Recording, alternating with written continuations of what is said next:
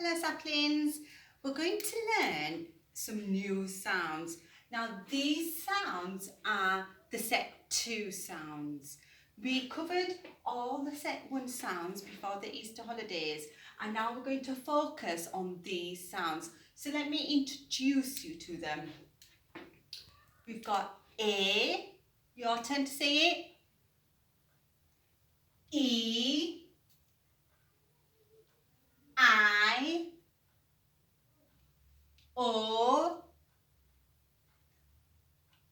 U, O. Well done. R, or,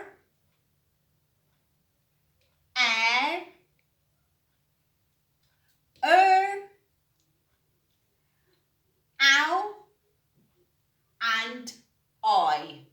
Fantastic. I'm going to point at them and will you be able to say them after me randomly now? So, R, start the car. Whirl and twirl. R, shut the door.